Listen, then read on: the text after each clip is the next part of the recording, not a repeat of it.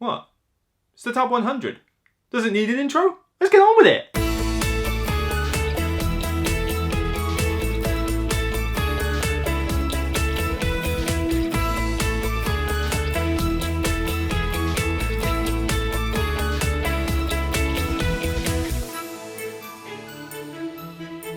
It's that time, folks. Yes, sorry this has taken longer than usual in previous years to get done. You know, the refresh of the channel, work, COVID, everything, you name it, it's got in the way of trying to do it. But better late than never, eh? So this is the top 100. I do this every year, usually on the anniversary of my channel, The Broken Meeple. But, you know, okay, on this occasion, it's a little bit later than my anniversary, which is normally in early August, late July.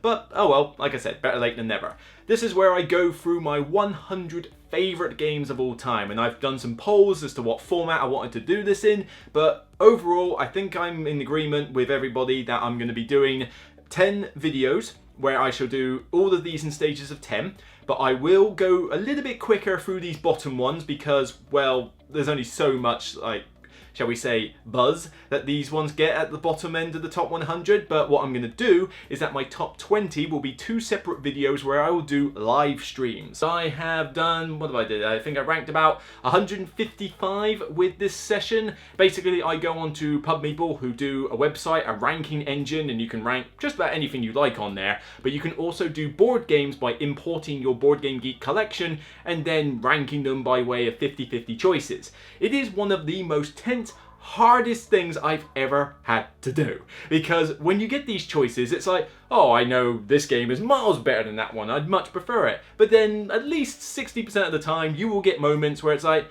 I can't decide, you're making me decide between my firstborn and my secondborn, how can I make this choice? And oh, they get really hard, but it's very satisfying when you get a nice solid list of 100 games. And in previous years, I have compared more games, 153, 163, 183, now only 155. Why is that? Well, the idea is that I always take my games that are ranked 8, 9, and 10. And that's what I go with. I rank those games. But in previous years, there were only so many games I had in those, so I was also including games that I only ranked to 7, because some of them might have had a chance to make the list. But as time goes on, games have solidified in my top 100, and now I'm like, there is no way a game that I rank 7 is ever going to hit my top 100. In fact, a lot of these games that are ranked 8 don't necessarily make my top 100, so it's, you know, I'm a bit more of a harsh critic, I'll admit, when it comes to games, but then that's partially the reason why you watch this show, and I decide, you know what, 7s, you're not included anymore, and so I had 155 games that I know I ranked at least in 8 or above that had to get put into this, and I'm not going to spoil what didn't make the list just yet, but in terms of stats, because I know a lot of you like that, I can tell you that 19 games fell off the list from last year, so we've had another big shift. 18 new games have featured on the list, so recent years have managed to bring some incredible titles for me, and only 1 game, to my knowledge, I mean, I bet there'll be some, like, expert, you know, sad anorak out there who's going to go through all my other top 100s and prove me wrong on this, but as far as I'm aware, only 1 game has returned to the top 100 after previously falling off. So, without further ado, that's enough introductions, let's get on with it. Get on with it! So kicking off with my number 100, this is a new game on the list, although I say new, it technically just hasn't made the cut for the 100 in previous years. It's always fallen a bit below, but recent months have made me play this game again, and I thought, yeah, you know what, this is actually a pretty solid title, just because of the fact it scales well, and it does cause a lot of tension, and that is Broom Service. Broom Service is a really entertaining game co-designed by Alexander Pfister, and I know I don't have the best of history with his games, but when it does lighter stuff, I feel like he does a better job, and like I say, it's co-designed. In fact, who co-designed this one? I'm actually curious. Andreas Pelikan co-designed it along with him, but it's definitely got some of his hallmarks on there. This is a really cool game where you're role selecting all these different witches and druids cards each round, trying to deliver magic potions across the board, but in the role selection part, you have a choice of doing a top action or a bottom action, a cowardly or brave action, but the problem is, if other players have taken the same role as you, because you only pick 4 in the round out of a possible, say, I think 10 or so, then if somebody else has picked the role, they might usurp you and take the brave action, then you get diddly squat. Question is, you could just bow out and say, I fancy being the cowardly witch, but then, I don't know if I want to do it. Oh, do I try to be brave? Do I try to be brave? It causes a good amount of tension, and granted, you'll get some, shall we say, harsh words being thrown around every now and again when somebody happens to have taken the role that you did, but it's got very simple rules. The roles themselves are pretty straightforward. There's variants you can add into the game as well to make it a little bit more complex, but you don't really need to. It's a very simple, accessible role selection game. Not quite as simple as, say, Citadels, for example, but it's still pretty cool, and if you want that solid bit of tension, then this is definitely one to go for. My number 99 is not new to the list. It has been here before, and it's fallen 16 places from 83, and we're staying on the same shelf, actually, as a matter of fact, and this is Small Islands. Small Islands is the game which is actually kind of replacing Carcassonne for me. I don't know how much longer I want to keep Carcassonne in my collection, even with the expansions I've got, because I just think Small Islands is a better game. In fact, spoiler alert, Carcassonne is no longer... Actually, no, I think it fell off the top 100 last year, but it's not in the top 100 this year, I can tell you that. And with Small Islands, it is that similar thing of laying out tiles, building out a map. It's very colourful, such a lovely colourful game, and simple rules, but each round you have an objective that you can aim for in order to get certain symbols on the islands that you're forming, and it's variable as to when the round can end because it's done by a player. But what you're doing is that as you're piecing these islands together, you're trying to get the symbols that will match the objective that you have. But it plays over several rounds, and each round you get to pick another objective and hold one back for a future round possibility, so you're looking at short-term gain as well as long-term gain. The rules themselves are not particularly complex. It is pretty much as you remember from a game like Carcassonne. Get the tile, lay it down, and see what it does. You don't score as you play the game, you score at the end of the round when you have a look and see how well you've done on certain objectives. The solo mode's pretty cool as well, with multiple difficulty levels. This is an underrated gem that is not getting enough buzz. It was, I believe it was made, let's see, Mushroom Games, I believe they're from Belgium, although don't quote me on that. But it's a solid little title. If you get a chance to play this game, then do so. In fact, word on the grapevine is that there's a beta version of this on Board Game Arena. And that's actually quite a good platform for this game because it's a pretty simplistic setup. Board Game Arena should be able to handle it. Honestly, give this one a try. It's solid and definitely worth your time. Next up is another new game to the list. In fact, looking at this 10, this is the last new entry. The rest have all been on the list before. And this one is probably going to get some feedback from a few people who are Vital Lacerda fans because they'll be like, what? This is his best game. How dare you put this so low, you heathen of board games. But this is my least favourite of the favourite Lacerda games I have. But for crying out loud, this is my least favourite and it's 98 on my top 100 games of all time. It's still one I really like, and that is On Mars. On Mars is brain-burning as all get out. Has a bit of a lacking solo mode in my opinion, but this is one that I prefer to play with more players because you've got this cool dynamic of deciding, right, I need to be in space where these actions are on the left, they're going to do this, this and this, but then at some point I need to shift over to the planet surface on Mars where I can start building stuff, building up the colony, getting buildings and different resources, you know, building rocket ships and colony ships, and then at some point I've got to shift back up into space and do the actions there, but then as the game goes on, the rocket ship between space and Mars gets less and less frequent. So you have to plan ahead for which surface you're going to be on, as well as dealing with the fact that other players are blocking your spaces or getting in your way, and it's just a really cool thematic Mars game, but it's not as good as I think his other Lacerda games, and so spoiler alert, you're going to see a few more on this top 100, but if you checked out my list in the previous years, you'll know that's not a surprise. But this one I felt was still a really good solid title, preferably played with 3 or 4 players rather than solo or 2 player, because if you have less players, the whole turn sequence bonus thing is kind of, who cares? You know, you can pretty much pick whatever space you like, get whatever bonus you like, and you don't have to worry about being screwed over by another player. Then you get 3 or 4 players in the mix though, then you get a little bit more competition. It looks the part on the table, but it is a rules bugbear to teach. It is certainly going to, shall we say, test the brain cells in both your teaching ability and your ability to play the game, but it's a very rewarding experience when it's done. My number 97 has fallen 43 places from 54 all the way down to 97. This has dropped quite a bit, and that is Takenoko. Takenoko is still a... I'm sorry, okay, look. You can't be at the top 50 forever, alright? Seriously, we'll talk about this later. Takenoko is still a really good, fun game for me, but it's gone down a little bit in recent years just because it hasn't hit the table as much, and a lot of that is down to the fact that I don't think it's suitable as a gateway game title. It's simple and it's light, but there's a bit going on in it that I wouldn't want to overflood some of these brain cells with the rules in it, and I have had times where I've tried this as a gateway game and it hasn't gone over well.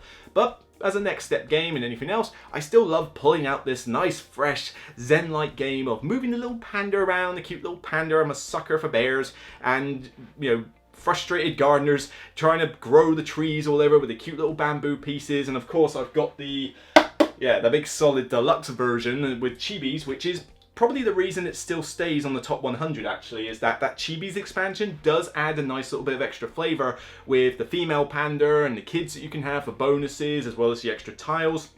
It just adds a little bit more meat to the game. But Takenoko still works for me. It's just this really elegant, really simple, quick, like 60-minute tops game where you can just marvel at how cute it is. It's just one of those games where you need to unwind. I've had a stressful day, I don't want to test the brain cells too much. Takenoko, that's nice. Nice little panda. It just gives me that nice little feeling. But yeah, a lot of games are starting to kind of cement themselves a little bit more than it is. I mean, will it stay on the top 100 forever? We shall see. I reckon it's going to hang around this area for a bit. But yeah, a bit of a drop, but that's not a bad thing. The game is still solid. I still love it. Honestly, I do love it. Praise be to Panda. Better move on to the next one quick.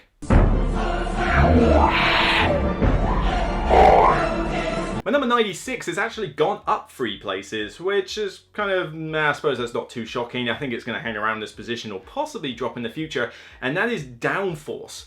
Downforce is still, where is that? Yeah, it's Downforce down there on my shelf. Still a solid racing game. It's still great, plays up to 6 players nicely. I've got extra maps for it. For some reason, the newest one, what's it called, Danger or something? No, is that the one before it?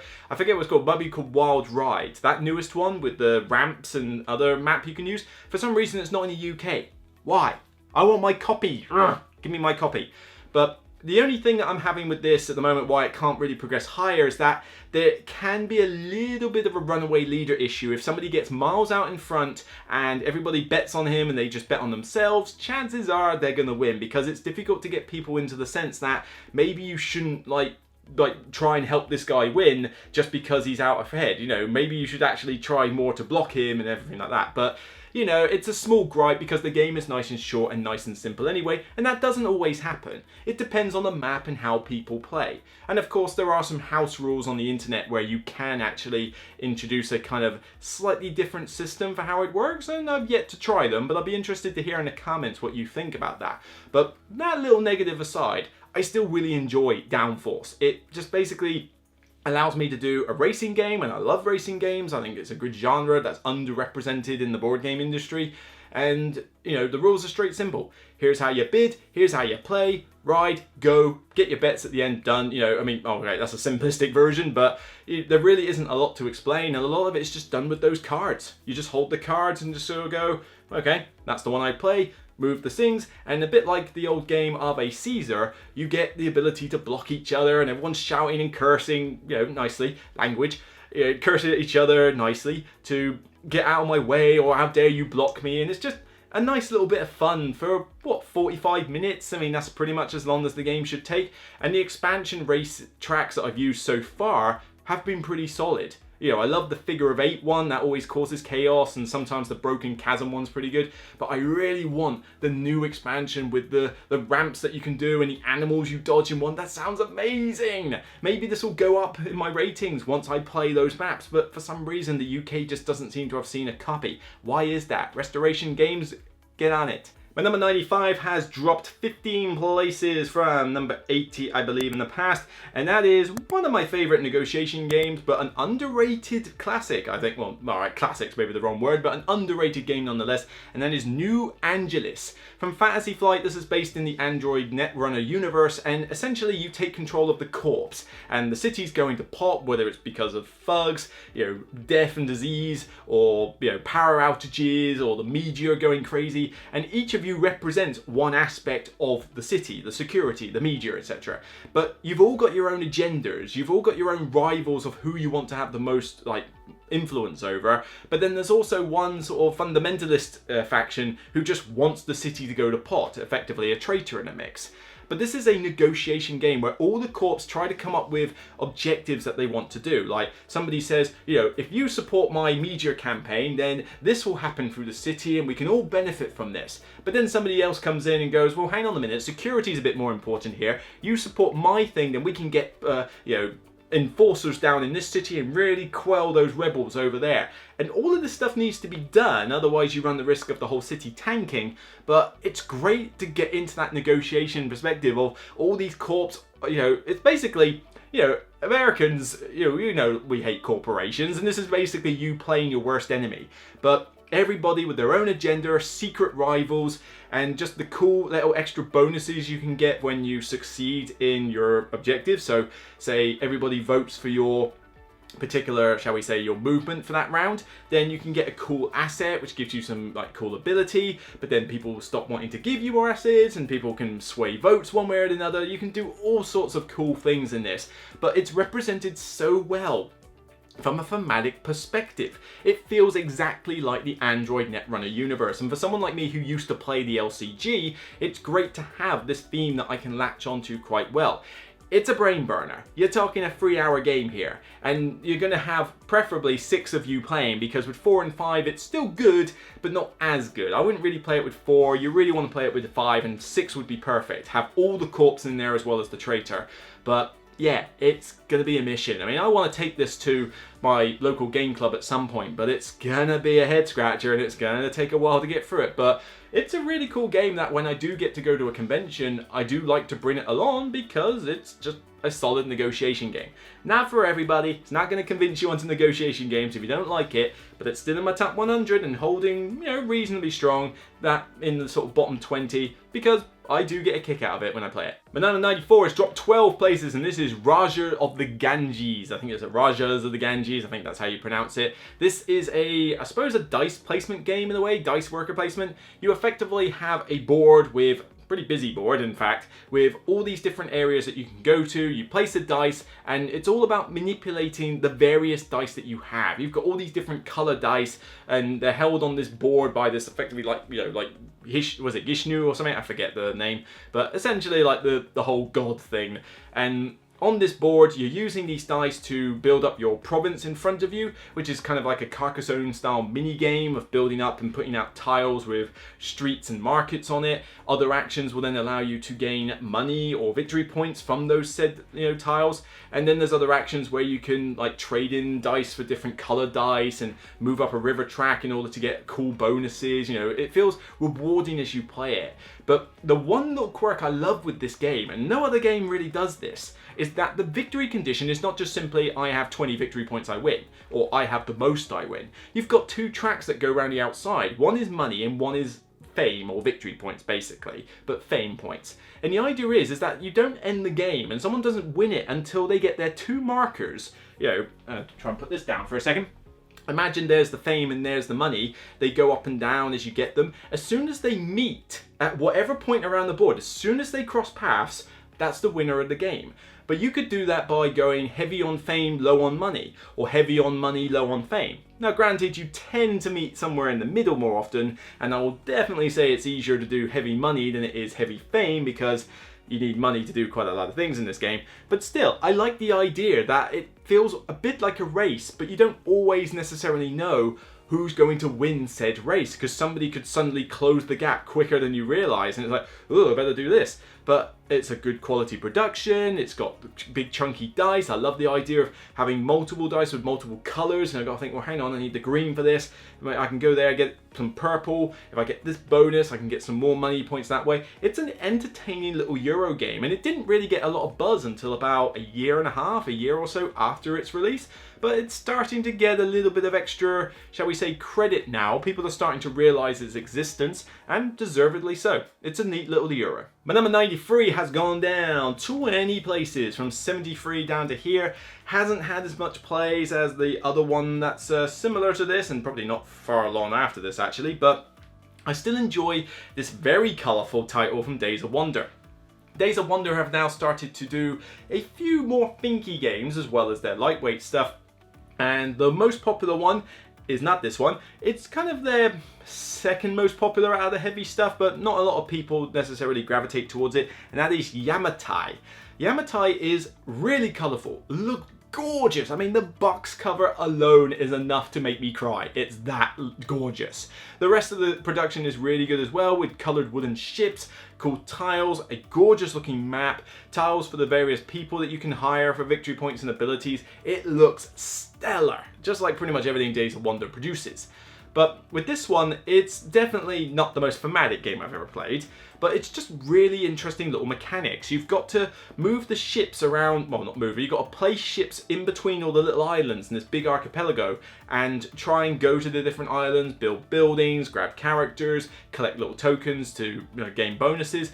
But you're doing it by a set way of how you place your ships, like when you've got to use different colours and then follow on from that colour, and there's various little restrictions with it. But you've also got these tiles that give you bonuses at the start of a turn, but then if you want a particularly good bonus, you're going last in turn order, and turn order means a big deal because somebody might get to an island before you do or block your path. So there's a lot of cool little things to think about, but the rules themselves are very straightforward.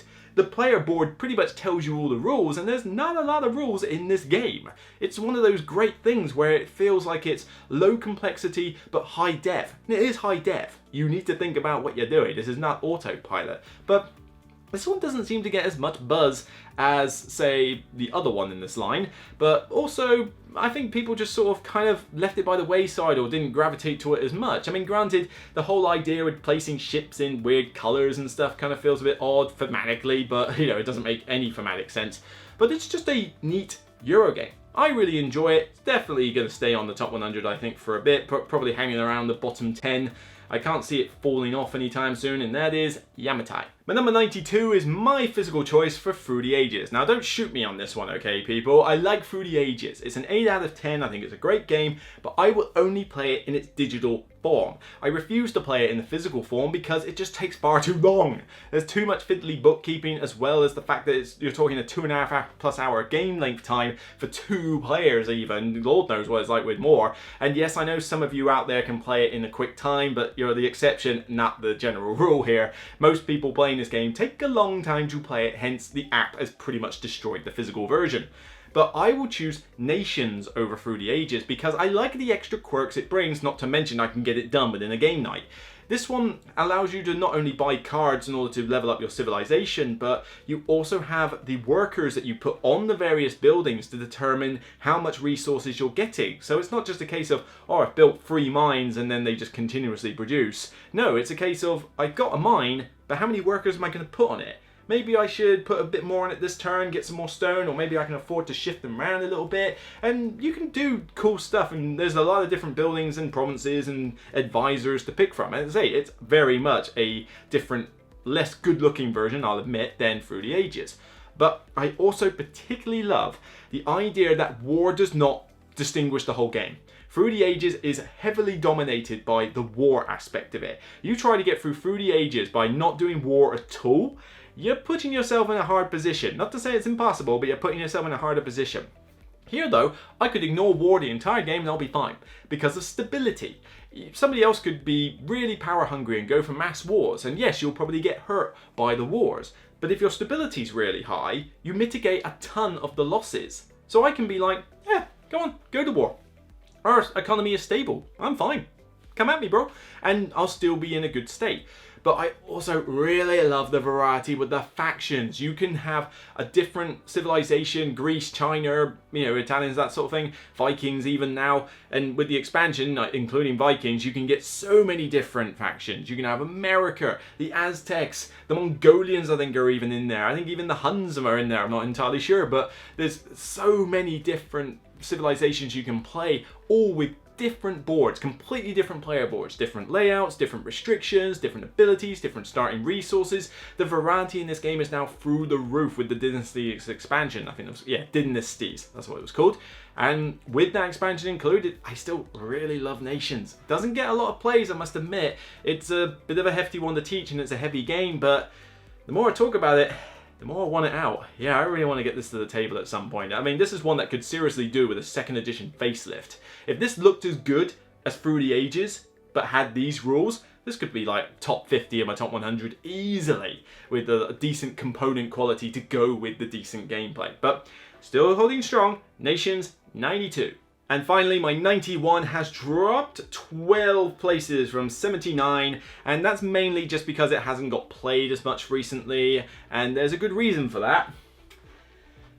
It's a rather big box. Suburbia. Yeah, Suburbia is a great Euro game, city building game. I love city builders where you can create your own city and have it look very different from other players, and you get into the theme. I mean, yes, this one's definitely abstracted a bit because of the way it looks in the tiles, but this new collector's set looks gorgeous. The artwork's been seriously improved. You've got all the expansions in it, and that's one of the slight problems. It's like, with the original Suburbia game, it was quite a bit of a setup as it was, but at least you just had that.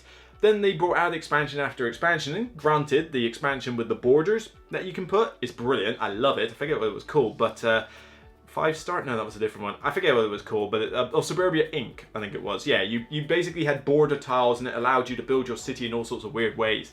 But it's in there, and I like the fact that this collector's setup does make things a little bit easier to store, because you can put them in different columns and piles, but it's still a lot to get off the shelf and realize, oh yeah, I need to reteach myself this game because there's a lot of rules, and then hang on, I need to put my tiles and stack A, B, C, D, E, F, G, whatever. It's like, it gets a little bit hefty on the setup, which is why it is dropping a bit.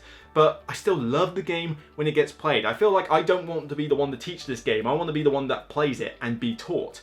But when you're playing it, you've got all the different tiles, that hard decision of how much am I going to pay for this tile? Is it worth getting that restaurant? It ups my value, but then somebody else is running me on the restaurants, and you know, and then you look at other cities and somebody's gone full residential. Somebody's like my friend Graham constantly turns the place into a cesspool of smoke and smog. He has a habit of basically turning it into a nuclear wasteland, pretty much, with all the industrial tiles. It's like nobody wants to live in this city. Me, I tend to go for a lot of the amenities, so I'm kind of like, look, there's some nice lakes, here's a restaurant, there's the airport. I'm almost creating like the perfect city, at least in my opinion. But unfortunately, I don't think there's a tile. I never seem to end up with the Games Cafe. Is there a tile for Games Cafe in it? I forget, but it needs more, put it that way. But it's a really good, fun city builder. Manage your economy, manage your population. Have you got enough money? There's a lot to think about. Good brain burner Euro. Bit of a pain to set up though, which is its main problem, but I still get a kick out of it, and certainly in this version it looks gorgeous. I've got all those player boards. I even kickstarted the extra player boards, so I think there's like 25 different player boards with a unique tile that are in there. It's kind of sick in terms of how much it is. I mean, that is clearly a luxury extra, but I just thought, you know what, completionist, I wanted to do it. And yeah, I get a kick out of the game. So 91 Suburbia, and that's it for this episode. So yeah, whew. I might regret the fact of doing 10 videos of 10, but hopefully this won't take me too long to edit. As I say, you'll get images, you've seen images go up, but I'm not going to mess around with, you know, loads of cutaways and stuff like that. At least hopefully, we'll see when I get to the post-editing process. But I need to try and get these out, speed it up, and not hit burnout while I'm trying to do it on top of reviews. So as a little teaser for next 10, we have got one new game and one return to the list. So the return is on that one, but other than that, only one new game. So you should see some familiar territory. In fact, for a good while, you'll see a fair bit of familiar territory, the odd new game, but for the most part, it'll be stuff you've seen until you start getting to the top, say, 30, 40 games where you'll start seeing a lot of new stuff. So maybe that's a little bit of cult of the new, I don't know. I'm not usually cult of the new, but there's definitely a lot of games that have come out in recent years that I've managed to try, even not stuff from the last year, you know, stuff that's several years old that I've just finally got played. I'm like, oh, why didn't I play this before? Now, I hope you've been enjoying the content on this channel, but I'm not the only one out there that's producing videos for your viewing pleasure. You might want to check out some other channels, as I always suggest you should get multiple opinions on games, and for starters, you could check out this channel and see if they're right for you. Welcome to Bones Collector. This channel is a vehicle for my wife Lori and I to talk about our love of board gaming. We focus on games that play in 90 minutes or less and favor games with positive themes. All the games we play must work well at the 2-player count. Euro games are our favorite, but we're usually willing to try anything. The fact that we are senior citizens may influence the style of games that we play, but as I'm fond of saying, Hopefully all of you will be senior citizens someday and dust off our channel. Keep on board gaming because it's the best hobby on the planet, and I love every one of you, and I'll see you soon on The Bones Collector. Bye-bye. So that's it for me on this episode. If you like what you see and you've enjoyed the content, please click the avatar in the center of the screen to subscribe and hit the bell for future notifications. Until next time, you can check out my recent review on Detective Season 1 or check out the most recent podcast episode. Until next time, remember, it's only a game.